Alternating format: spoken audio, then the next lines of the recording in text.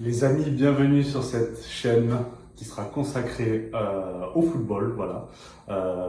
Pour ma part en particulier de Chelsea, voilà, je ferai tout ce qui sera analyse, débrief des matchs, pré-match aussi, voilà, où on prendra la température.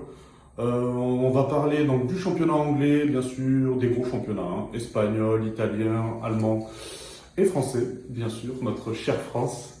Ligue des champions aussi, Ligue des champions, Ligue Europa, voilà. On fera les grosses rencontres, les gros matchs. Donc on va commencer tout simplement par la belle affiche hier que nous a offert Manchester United de Cristiano Ronaldo et l'Atlético Madrid d'Antoine Griezmann. Match assez équilibré en première période. Manchester United qui tombait sur un bon Yano Black qui a fait des grosses parades pour l'Atlético, qui les a maintenus en vie et comme on s'y attendait un petit peu, je pense, comme tout le monde, l'Atlético qui marque en contre. Renan Lodi d'ailleurs de la tête sur un bon centre, pied droit d'Antoine Griezmann, qui ouvre le score et qui malheureusement pour Manchester United avec un Cristiano Ronaldo qui a été un peu seul je trouve, hein. Il a tenté des appels, il n'a pas fait un mauvais match, même si petite stat assez terrible, hein. J'ai lu ça d'ailleurs, pour la troisième fois de sa carrière en Ligue des Champions, il n'aura tenté aucun tir. Donc malheureusement Manchester United qui sont éliminés dès les huitièmes de finale. L'Atlético qui passe, voilà, l'Atlético de Diego Simeone. Quand on a l'impression qu'ils sont morts, quand même, ils arrivent toujours à sortir un gros match. Donc voilà, ils sont en quart, une équipe assez dangereuse, hein, je dois l'avouer. J'espère que Chelsea, d'ailleurs, qui joue au moment où je fais la vidéo ce soir contre Lille. Sauf surprise, on devrait passer, mais on ne sait jamais dans le football. On ne sait jamais, donc je préfère ne rien dire pour l'instant. On fera quand même une analyse de ce match. Voilà, devrait passer. L'Atlético, donc une équipe très dangereuse à tomber, à éviter quand même au tirage au sort. Et l'autre rencontre de la soirée, ça a été un très beau match. Je l'ai partiellement regardé, le résumé était incroyable. De Benfica à Ajax Amsterdam.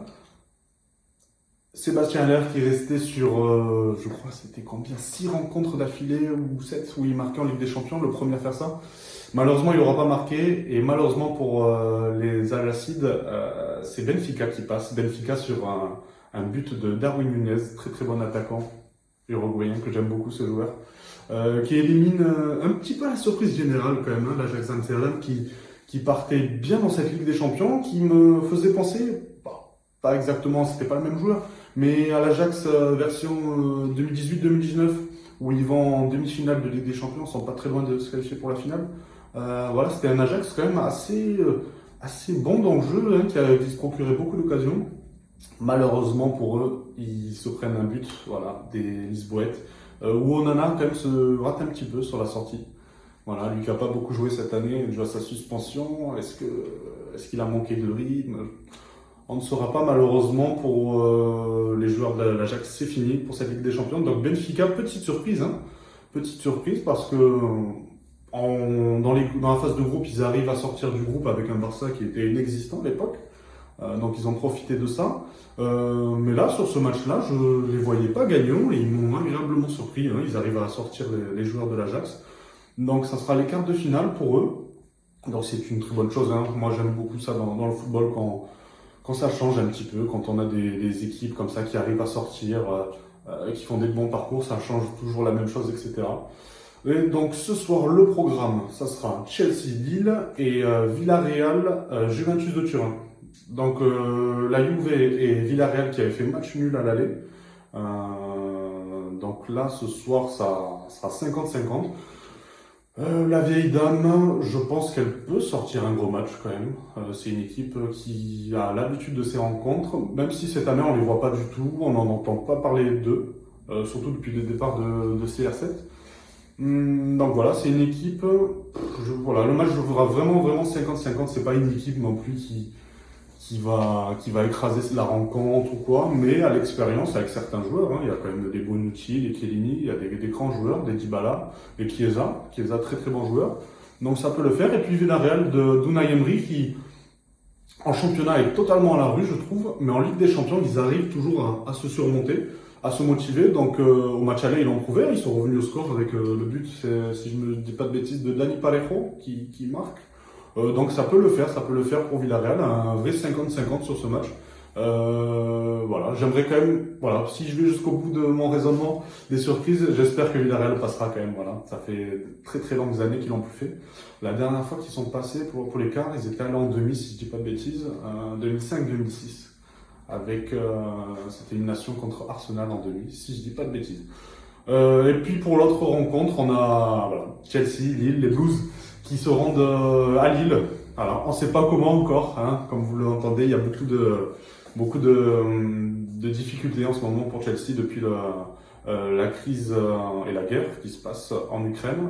Abramovich ayant des supposés liens, je pense vrais, avec Poutine. Donc voilà, le club est en difficulté, les comptes sont gelés pour Abramovich, Chelsea ne sait pas vraiment où ils vont, mais bon. Ce que j'aime beaucoup, voilà, c'est que les joueurs restent concentrés, sont motivés par les matchs. Voilà, on n'est pas.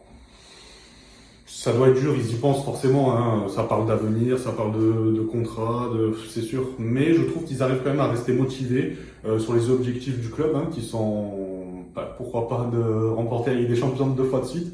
Je pense pas que ça soit faisable. Bon, l'année dernière, j'y croyais pas non plus, on l'a fait. On sait jamais dans le football, mais voilà, déjà au moins de passer le stade des huitièmes pour se qualifier pour les quarts et attendre de voir ce que la suite de la saison va nous offrir. Il y a la coupe à aller chercher, la coupe d'Angleterre, donc voilà, il y a des choses à faire cette année. Je vois quand même une victoire de Chelsea ce soir, du moins je l'espère, contre les Lillois. Voilà, une Lille qui a pas été mauvais au match aller, surtout en première période. Mais voilà, je veux dire, à l'expérience et à l'usure, on a réussi à les battre sur notre pelouse à Stamford Bridge. Donc ce match retour, je nous vois gagner quand même, ou du moins ne pas perdre. Donc voilà, je nous vois passer. Et puis l'autre rencontre, comme je l'ai dit, Juventus-Villarreal, voilà. Je mets ma petite pièce sur Villarreal. Donc voilà, je vous dis à la prochaine. Et puis voilà, ça arrive prochainement, voilà, des vidéos d'analyse. Et puis on regardera toute l'actualité qui concerne le football. Je vous souhaite une bonne journée et puis faites attention à vous. Au revoir.